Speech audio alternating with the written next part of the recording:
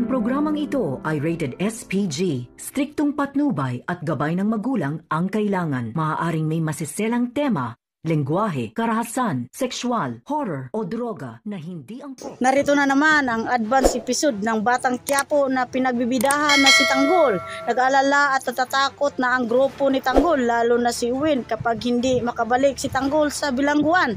Tutudasin na silang lahat ni Chief Espinas. Sa kabilang banda naman, ginatungan naman ito si Mayor Silso ng grupo ni Bong na baka may ginawang masama si Tanggol kay Bubbles. Kaya naman dali-dali nang pumunta si Mayor Silso sa loob ng kulungan at binubugbog ito ang mga grupo ni Tanggol. Galit na galit para naman paaminin ito. Kaya ang ginawa ni Chief Espinas, pinapatawag at inipon ang grupo ni Tanggol at isa-isa silang pinapahirapan ni Chief Espinas at paaminin ito. Sa kabilang banda naman, magtangkang tumakas si Mukang. Binasag niya ang bintana at para makatakas si Mukang kay Ramon, at buti na lang nakita ni Ramon at pinigilan ang pagtalon niya sa second floor. Samantala, pagkatapos na tumungo ni Tanggol at Babol sa bahay nila sa Quiapo, agad naman siya pumunta sa mansyon ni Ramon, kung saan nandoon si Mukang. Dali-dali siyang pumasok para hanapin si Mukang at agad niyang makita si Olga.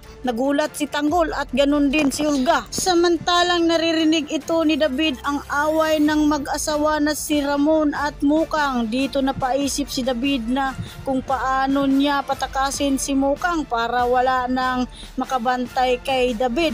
At kahit pasok na si David sa mansyon at para na rin sa kanya mapamana ang lahat ng kayamanan ng Montenegro. Ngunit bago pa lang kayo dito sa aking channel, huwag po sanang kalimutan hampasin ang notification bell upang updated kayo sa susunod kong upload na video. Maraming salamat sa inyong walang sawang pagsuporta. Peace out.